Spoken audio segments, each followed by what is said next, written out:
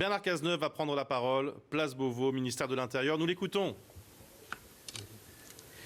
Mesdames et messieurs, dimanche matin à Paris, dans le 13e arrondissement, la police a découvert dans le véhicule et au domicile d'un individu blessé par balle un arsenal composé notamment de plusieurs armes de guerre, d'armes de poing, de munitions, de gilets pare-balles et de matériel informatique et de téléphonie.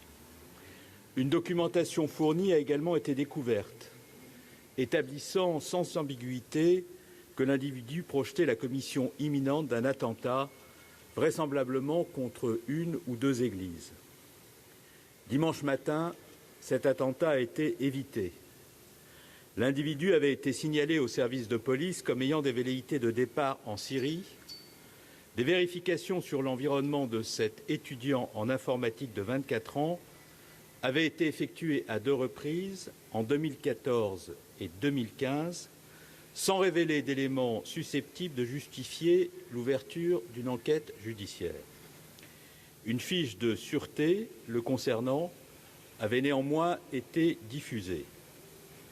Le suspect a immédiatement été placé en garde à vue par la brigade criminelle de la direction de la police judiciaire de Paris, saisie conjointement avec la direction générale de la sécurité intérieure.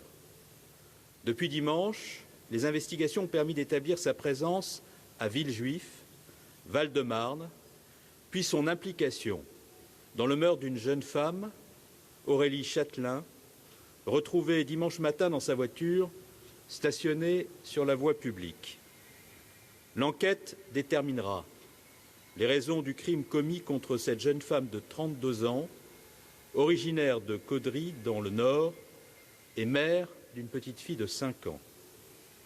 Aurélie Châtelain était arrivée la veille en région parisienne pour participer à un stage de formation professionnelle.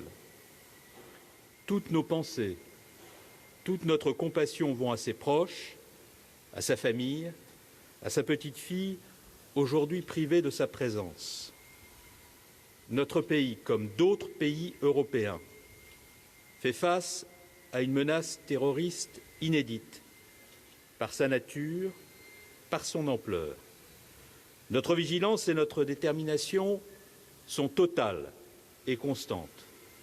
Les services de police saisis sont entièrement mobilisés pour la poursuite de cette enquête placée sous l'autorité du procureur de la République de Paris qui s'exprimera sur cette affaire le moment venu.